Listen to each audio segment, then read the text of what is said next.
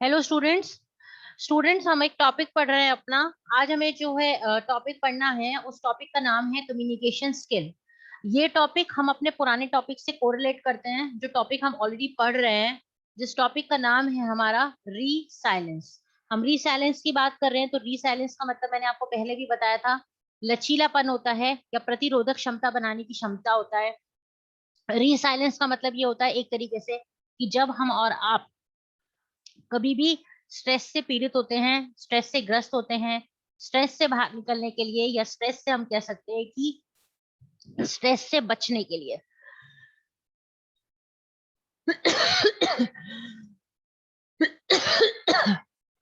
Sorry, stress से बचने के लिए हमें और आपको रीसाइलेंस मेंटेन करना चाहिए।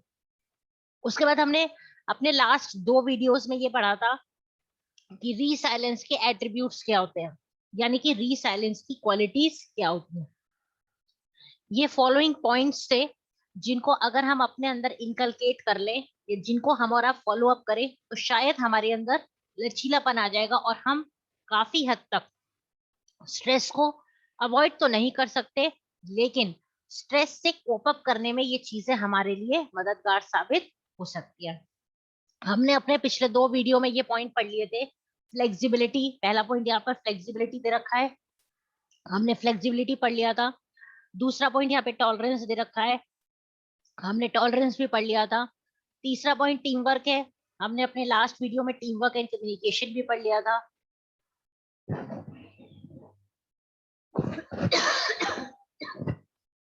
उसके बाद यहीं पर एक पॉइंट जो चल रहा है हमारा टीम वर्क एंड कम्युनिकेशन, ये इसके सब पॉइंट्स हैं।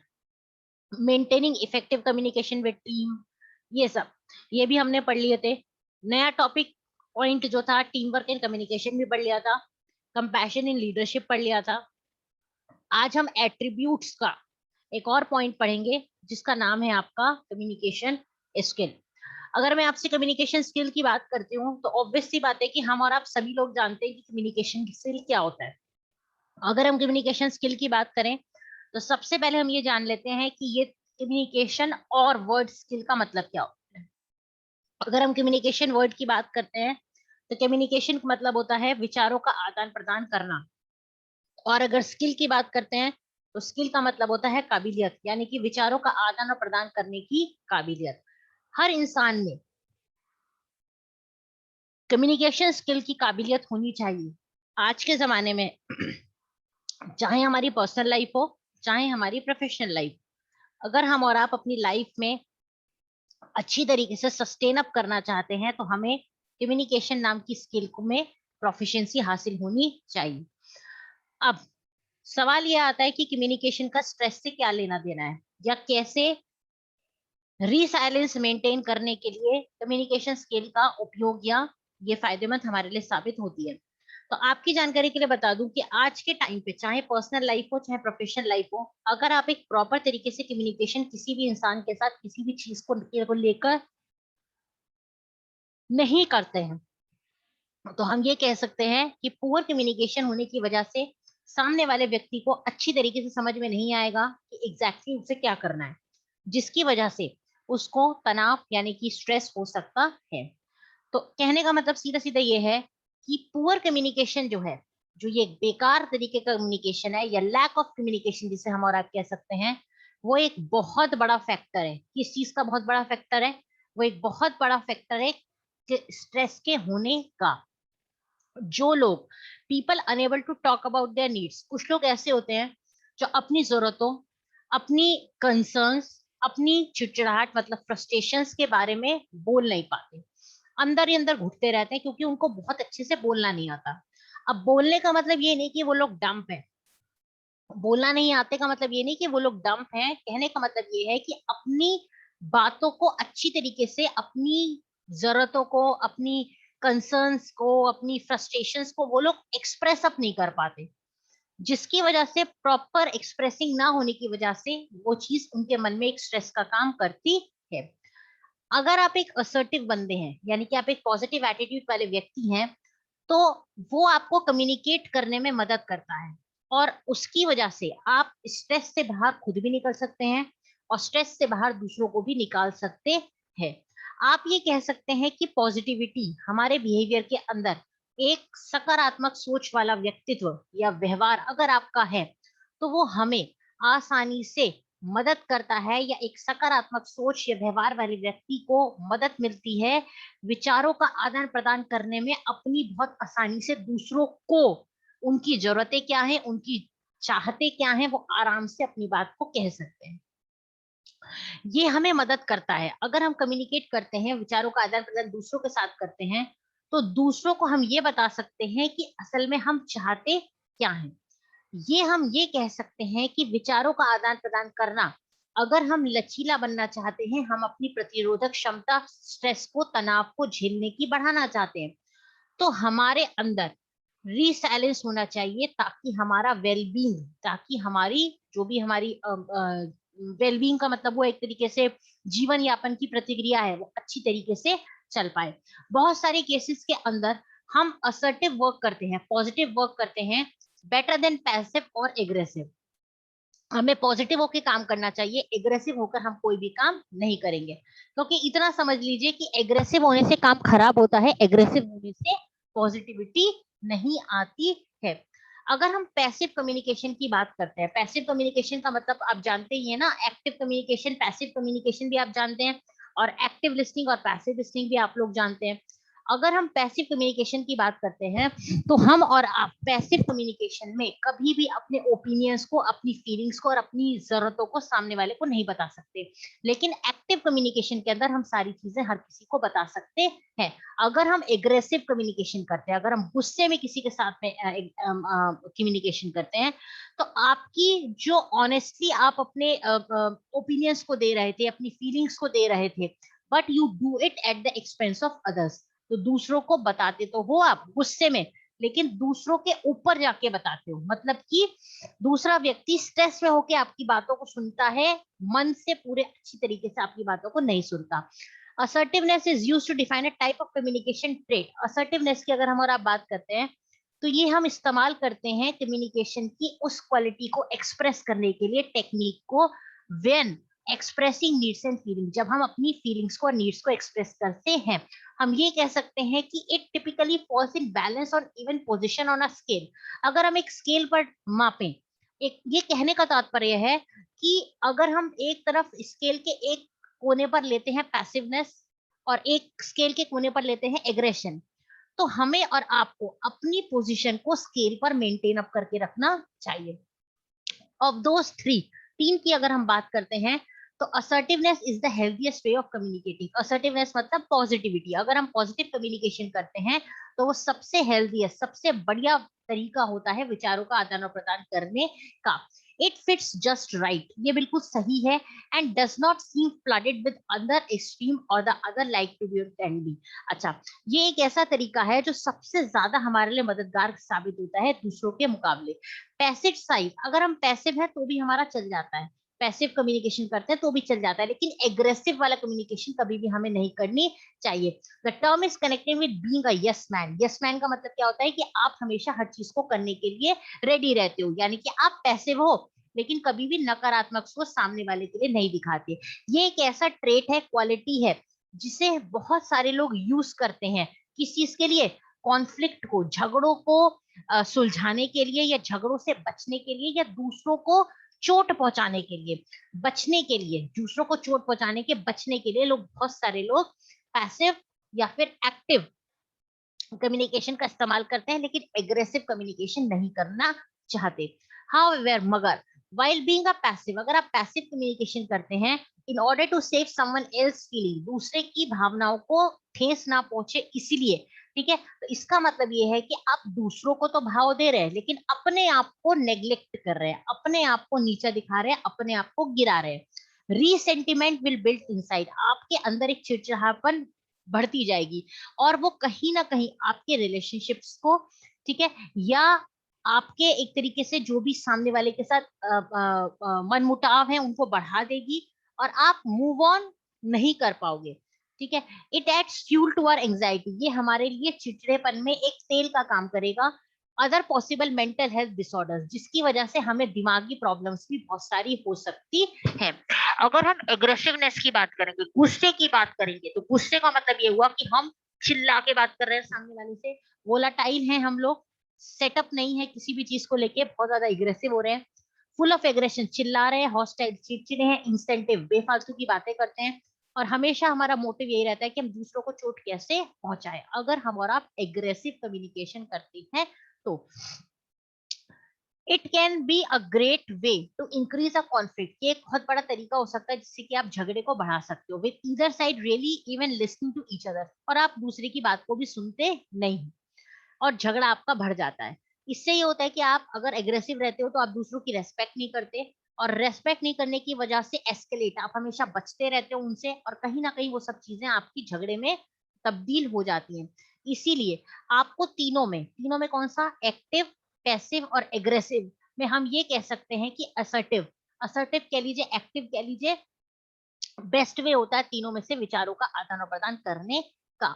Being assertive is an assurance. अगर हम असर्टिव रहते हैं तो हम एश्योर करते हैं that we are being taken care of, कि हमें चीजों की हम ध्यान रख रहे हैं। It should always start with self care. उसके लिए आपको सबसे पहले अपनी केयर करनी चाहिए। पॉजिटिविटी जो होती है वो डायरेक्ट करें, बट पॉजिटिविटी में आप कभी भी रूड ना हो, और कभी भी सामने वाले व्यक्ति के ऊपर विचारों का आदान प्रदान करते समय आपको एग्रेसिव, मतलब कि आपको कभी भी गुस्सा नहीं होना चाहिए।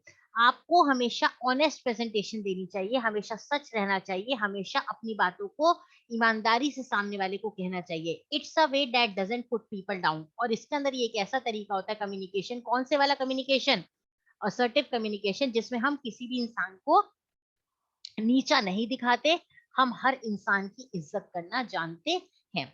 नेक्स्ट पॉइंट है आपका लिसनिंग एंड रेस्पॉन्डिंग। अगर हम लचीलापन लाना चाहते हैं, अपनी प्रतिरोधक क्षमता बढ़ाना चाहते हैं, तो हमें लिसनिंग और रेस्पॉन्डिंग की कला पर भी महारत हासिल होनी चाहिए। लिसनिंग का मतलब क्या होता है, हमें सामने वाले की बातों को अच्छी तरीके से सुनना चाहिए, और रेस्पॉन्डिंग का मतलब क्या होता है, सुनकर सामने वाले व्यक्ति को फीडबैक यानी कि रिप्लाई भी देना चाहिए। फर्ज कीजिए कि मैंने आपसे कुछ कहा और आपने सुना, लेकिन सुनने के बाद मुझे रिप्लाई नहीं दिया, तो क्या चीजें सही होंगी? नहीं होंगी। तो क्या मैं आपको इज्जत दूंगी? नहीं दूंगी। क्यों? क्योंकि आपने मुझे जवाब नहीं दिया।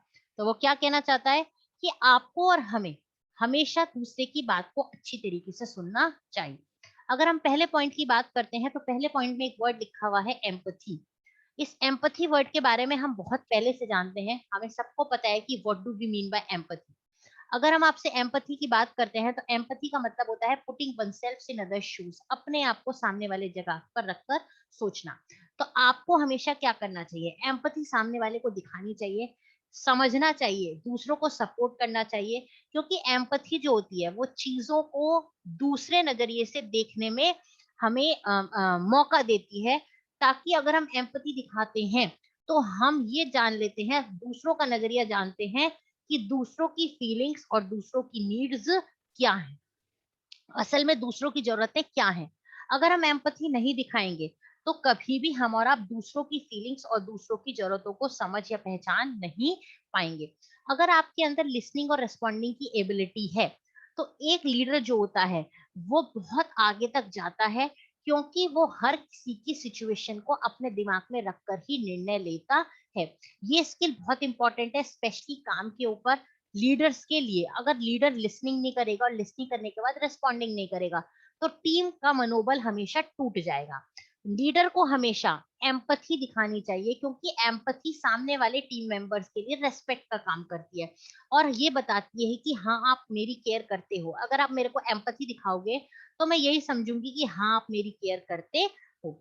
जो एम्पथेटिक लीडर्स होते हैं, यानी कि एम्पैथी तो सब लोग जानते हैं, जो अपने आप को सामने वाले की भावनाओं को सोचकर रखकर निर्णय लेते हैं, इस तरीके के जो नेता होते हैं, वहां पर जो वर्क प्लेस होता है, अगर ऐसे कार्यस्थल पर ऐसे लोग रहते हैं जो हमेशा दूसरों के बारे में भी सोचते हैं, तो वहां पर काम करने वाले लोग जो होते हैं वो हमेशा प्रोडक्टिविटी को बढ़ाते हैं, उनका आत्मविश्वास हमेशा बढ़ा रहता है, वो हमेशा ईमानदार भी रहते हैं, और हमेशा टीम में काम टीम की तरह करना पसंद करते हैं। उनके अंदर मैं नहीं हम की फीलिंग होती है। एम्पैथी इसलिए भी इंपॉर्टेंट है क्योंकि ये हमें मदद करती है दूसरों के साथ रिलेशनशिप्स को क्लोज बनाने में। इसकी वजह से हम और आप अपने कोवर्कर्स जो मेरे साथ में काम करते हैं लोग, उनके पास या नजदीक आ जाते हैं। अगर हम हेल्दी रिलेशनशिप बनाना चाहते हैं तो हेल्दी रिलेशनशिप जो होता है वो टीम मेंबर को एक साथ काम करने की प्रेरणा देता है और वो पावरफुली पूरी ताकत के साथ अच्छी तरह से काम करते हैं।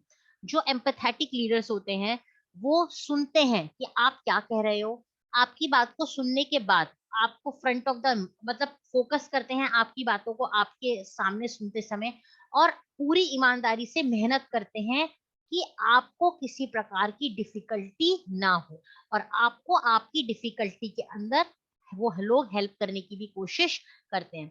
They display an attitude of openness, वो हमेशा खुले विचारों वाले व्यक्ति रहते हैं और हमेशा अपने टीम मेंबर्स की बात को सुनने की भी प्रयास या कोशिश करते हैं। नेक्स्ट पॉइंट क्या कहता है, when you incorporate empathy in your leadership style, अगर आप लीडरशिप नेतागिरी करने के तरीके में एम्पैथी नाम की फीलिंग अपने अंदर ले आते हो, तो इसका मतलब ये है कि आपके कर्मचारी आपके साथ सेफ, सिक्योर, सुरक्षित महसूस करेंगे। अगर आप एम्पैथी नहीं रखोगे, अपने बारे में नहीं के साथ साथ सामने वाले के बारे में नहीं सोचोगे, तो क्या होगा, वो लोग आपके साथ काम करने में सिक्योरिटी इतनी ज्यादा महसूस नहीं करेंगे। ठीक है, और ये होता है कि that you will understand if they make mistake, अगर आप सामने वाले की बात को अपनी जगह ध्यान में रख के सोचोगे तो उनकी गलतियां भी आपको समझ में आएगी। जो लोग मेहनत कर रहे हैं, स्ट्रगल कर रहे हैं, स्ट्रगल मतलब बहुत ज्यादा कठिनाइयों से गुजर रहे हैं, आप उनको इम्प्रूव करने में उनकी मदद करोगे कि वो अपनी परफॉर्मेंस अच्छी करें और जीवन में आगे तरक्की करें। नेक्स्ट पॉइंट है आपका पॉजिटिव थिंकिंग। ये बात भी आप और हम जानते हैं पॉजिटिव थिंकिंग क्या होती है। हिंदी में कहें सकारात्मक सोच। अगर आप स्ट्रेस से बचना चाहते हैं तो आपको हमेशा अपने अंदर सकारात्मक सोच को रखना चाहिए, क्योंकि जो रीसाइलेंट पीपल होते हैं they tend to view life difficulties as challenges and respond accordingly with action. जो लोग साइलेंट पीपल होते हैं वो जिंदगी की कठिनाइयों को, चैलेंजेस को फेस करना जानते हैं और उसी के अकॉर्डिंग फेस करते हैं। ठीक है, rather than with fear, self pity, blame और विक्टिम मेंटालिटी, यानी कि दूसरों के ऊपर कभी भी सेल्फ पिटी मतलब दूसरों के ऊपर कहना चाहिए या कहें कि अपने ऊपर कभी दया नहीं दिखाते, अपने ऊपर या दूसरों के ऊपर ब्लेम नहीं करते। विक्टिम मेंटालिटी, कभी भी अपने दिमाग को विक्टिम का दिमाग नहीं बनाते हैं, हमेशा पॉजिटिविटी के साथ वो कार्य करना पसंद करते हैं। While life can be challenging, ये बात तो सभी लोग जानते हैं कि लाइफ कभी भी चैलेंजिंग हो सकती है, ये बहुत ज्यादा जरूरी है कि आप बहुत ज्यादा रिसाइलेंट बने, लाइफ के हिसाब से अपने आप को ढाल ले, यानी कि आप पॉजिटिव सेल्फ टॉक करें अपने आप से। जब समय मिले तो अच्छी अच्छी बातें आपको खुद से करनी चाहिए, आपको ये अपने आप को याद दिलाना चाहिए कि लाइफ के चैलेंजेस को मैं हमेशा झेल सकता हूँ, यानी कि अपना मनोबल आपको सेम ही बढ़ाना चाहिए। अगर आप एक ऑप्टिमिस्टिक व्यक्ति हैं, ऑप्टिमिस्टिक मतलब होता है खुले विचारों वाले व्यक्ति हैं, सकारात्मक सोच वाले व्यक्ति हैं, तो आप चीजों को एक अलग नजरिए से देखोगे। आप अपनी ताकत को और अपनी ताकत से जो भी आपकी कमजोरियां हैं उनको पूरा करने की कोशिश करोगे।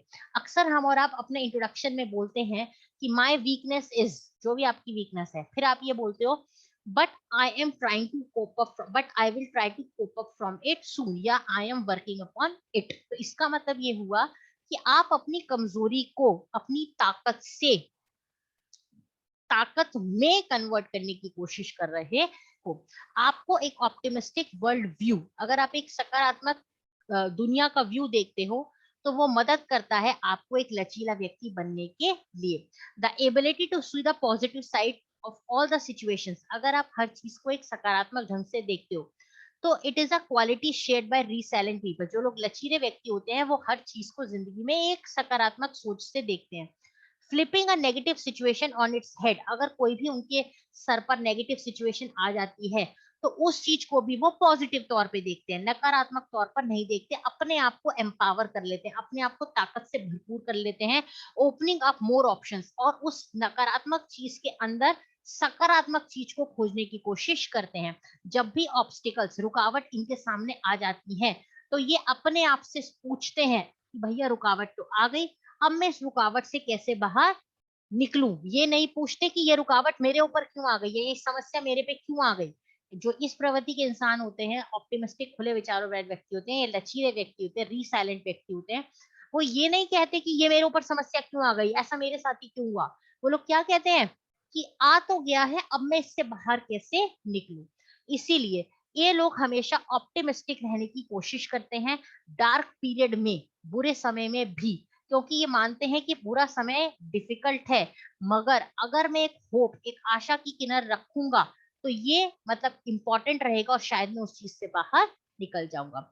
What you are dealing with many difficulties, तो क्या हुआ कि अगर आप अपनी जिंदगी में बहुत ज्यादा डिफिकल्टी सिचुएशन से बाहर निकल रहे हो, इंपॉर्टेंट क्या है कि आपको हमेशा उम्मीद का दामन कभी भी नहीं छोड़ना चाहिए और अपने भविष्य को लेकर आपको हमेशा पॉजिटिव ही रहना चाहिए, क्योंकि सकारात्मक सोच जो होता है वो अगर आपके अंदर है तो आप सच्चाई को डिनाई नहीं कर सकते। इसका कहने का मतलब ये है कि जिंदगी के थपेड़ों को आप समझते हो और ये समझते हो कि ये जिंदगी के थपेड़े टेम्परेरी हैं, परमानेंट नहीं है। और जो भी ये कठिनाइयां मेरे पास आ रही हैं, अपनी काबिलियत से, अपनी स्किल से मैं इन चैलेंजेस को फेस कर सकता हूँ। जो लोग सकारात्मक सोच वाले होते हैं वो अपने अंदर, अपने ऊपर विश्वास रखते हैं और ये मानते हैं कि मेरे अंदर काबिलियत है इन चेंजेस से बाहर निकलने की। नेक्स्ट पॉइंट क्या कहता है, ये लोग ये भी एक्सेप्ट करते हैं टू टर्न आउट वेल, कि मैं हर काम को बेहतर तरीके से करूंगा और जो भी दुविधाएं, परेशानियां, सेटबैक्स, दुविधाएं मेरे पास आएंगी, मैं उससे कैसे ट्रीट करूंगा, ट्रीट मतलब पार्टी नहीं, ट्रीट का मतलब है मैं उसे टैकल कैसे करूंगा, कि मैं उस चीज को नकारात्मक ना मानकर एक लर्निंग अपॉर्चुनिटी मानूंगा कि मेरे साथ ऐसा हुआ तो इसका मतलब ये हुआ कि मेरे को कुछ नया सीखना है। नेक्स्ट पॉइंट क्या कहता है कि पॉजिटिव पीपल ज्यादा रीसाइलेंट क्यों होते हैं, पॉजिटिव पीपल ज्यादा लचीले क्यों होते हैं, या पॉजिटिव प्रवृत्ति के लोग अक्सर चीजों को ज्यादा झेल कैसे लेते हैं। तो उसका जवाब क्या है, उसका जवाब ये है कि resilient people see the positives in more situation. जो लोग लचीले होते हैं वो चीजों के अंदर नकारात्मक की बजाय, नकारात्मक पने की बजाय सकारात्मक चीजों को ज्यादा देखते हैं और अपनी कमियों को खोजने की बजाय अपनी ताकत से उन सिचुएशन से बाहर निकलने की कोशिश करते हैं। This can shift how they can handle problem. ये भी डिपेंड करता है कि इसके इस एटीट्यूड, पॉजिटिव एटीट्यूड की वजह से वो समस्याओं को अच्छी तरीके से झेल लेते हैं। और victim mentality to an empower word, एक क्रिमिनल, एक दोषी की सोच से एक ताकतवर सोच वाले व्यक्ति अपने आप में बना लेते हैं और कई सारी चॉइसेस भी अपने लिए खोज लेते हैं। नेक्स्ट पॉइंट आपका आता है कंट्रोलिंग माइंड। अब ऐसे लोग जो होते हैं वो अपने दिमाग को कंट्रोल भी कर कर रखते हैं। अगर हम अपने लिस्ट की बात करें, अगर हम एट्रीब्यूट्स ऑफ रीसाइलेंस की बात करें, तो देखिए हमने क्या क्या पढ़ लिया, हमने फ्लेक्सिबिलिटी पढ़ लिया, टॉलरेंस पढ़ लिया, टीम वर्क पढ़ लिया, कंपैशन पढ़ लिया, कम्युनिकेशन स्किल पढ़ लिया, लिसनिंग रिस्पॉन्डिंग पढ़ लिया, स्पीकिंग स्किल्स हम जानते ही हैं पहले से, पॉजिटिव थिंकिंग पढ़ लिया, और अब हम आखिरी पॉइंट पढ़ेंगे जिसका नाम है आपका कंट्रोलिंग माइंड। अब कंट्रोलिंग माइंड से आप क्या समझते हैं, ऐसे लोग जो होते हैं जो रीसाइलेंट होते हैं वो हमेशा अपने दिमाग को कंट्रोल करके रखते हैं, यानी कि नकारात्मक होने से हमेशा बचाकर रखने की कोशिश करते हैं। ये लोगों का कमांड अपने दिमाग के ऊपर बहुत ज्यादा होता है। देखिए हमारे और आपके ऊपर या हमारे, हम भी अपने दिमाग पर कंट्रोल करते हैं लेकिन कुछ लोग ज्यादा करते हैं। इसके अंदर हम अपने एक्शंस को कंट्रोल करते हैं, अपने बिहेवियर को, अपने इमोशंस को कंट्रोल करते हैं कि वो बद से बदतर स्ट्रेस में ना हो जाए। आपको मतलब अगर बहुत ज्यादा आप परेशान हैं तो कुछ लोग ऐसे होते हैं ना, गुस्से में कुछ भी बोल देते हैं, गुस्से में कुछ भी कर देते हैं। तो ये लोग जो होते हैं रीसाइलेंट व्यक्ति, ये गुस्से पर, बिहेवियर पर या गुस्से में आने वाले एक्शन ऊपर कंट्रोल करके, अपनी भावनाओं पर कंट्रोल करके रखते हैं कि कहीं ये चीज एडवर्सिटी, नुकसान हमारे आपको जिंदगी में ना कर दे। जब भी डिफिकल्ट सिचुएशन आती है या अनसर्टेन टाइम, जिस चीज को ये नहीं चाहते हैं, तो हम और आप, in which we are not helpful, जिसमें कोई हमारी मदद नहीं करता, ये लोग उससे भी, उस सिचुएशन में भी अपने लिए नए रास्ते खोज लेते हैं। हाईली रिसाइलेंट इंडिविजुअल जो बहुत ज्यादा लचीले और प्रतिरोधक से ज्यादा वाले व्यक्ति होते हैं, उनमें झेलने की, टॉलरेट करने की, चीजों को समझने की काबिलियत बहुत ज्यादा होती है, जो कि रिड्यूस कर देते हैं risk of making impulsive decision, जो कि हमारे को मदद करते हैं कि हम अपनी जिंदगी में खराब डिसीजंस को ना लें। रीसाइलेंस जो होता है वो हमारे डिसमिसिंग आर इम्पल्स, ये हमारा इम्पल्स खत्म करना नहीं है, मगर ये हमारे लिए बहुत ज्यादा जरूरी होती है ताकि हम अपने इम्पल्स को खत्म ना करके अपने इम्पल्स को, अपनी ताकत को बढ़ा सके। रीसाइलेंट पीपल जो होते हैं वो हमेशा इस चीज को मानते हैं कि हर इंसान की जिंदगी में कंट्रोल उसी के हाथ में है, और सच्चाई ये है कि जो भी कंट्रोल है, अगर हम कंट्रोल अपने सर्कमस्टेंसेस पर हमारे हाथ में है, मगर हम सिचुएशंस में अगर अपने आप पर कंट्रोल नहीं कर पाते तो प्रॉब्लम हो जाती है। लेकिन हम कंट्रोल कर सकते हैं, वी रेस्पॉन्ड टू दो सिचुएशंस, अपने आप पर कंट्रोल कर कर अपने आप को नकारात्मक ना बनाने से रोककर हम उस सर्कमस्टेंसेस सिचुएशन का अच्छी तरीके से सामना कर सकते हैं, और वो चीज हमारे एटीट्यूड में, हमारी जिंदगी में एक नया रुख, रवैया और एक मोड़ भी ला सकती है। फॉर्चुनेटली, किस्मत से, you can develop an internal locus of control. अगर आप चाहें तो ये किस्मत से ह्यूमन को, मनुष्य को भगवान ने ताकत दी हुई है कि आप अपने अंदर ही लोकस ऑफ कंट्रोल को बना सकते हैं। यानी कि आप अगर अपने अंदर लोकस ऑफ कंट्रोल को डेवलप कर लेंगे तो शायद आप अपने दिमाग को अच्छी तरीके से कंट्रोल अप कर पाए। आई होप आपको यहाँ तक समझ में आ गया होगा। ठीक है, अब इसका सब पॉइंट है, अब क्वेश्चन ये उठता है कि what is locus of control, या कंट्रोलिंग माइंड क्या होता है। ठीक है, तो अब देखिए हमारा बहुत छोटा सा ये टॉपिक बच गया है, locus of control, controlling mind. तो कल हम ये वाला टॉपिक पढ़ लेंगे और ये हमारा टॉपिक खत्म हो जाएगा, जिसके साथ ही हमारी यूनिट 4 भी कंप्लीट हो जाएगी। दैट मीन्स परसों यानी कि थर्सडे को हम अपनी यूनिट 5 को स्टार्टअप कर सकते हैं। आज क्या है, वेडनेसडे है ना, कल थर्सडे है, परसों फ्राइडे, फ्राइडे को हम अपनी यूनिट 5 को स्टार्ट करेंगे। ठीक है, और कोई किसी को दिक्कत होगी तो मुझसे पूछ लीजिएगा। ठीक है, थैंक यू।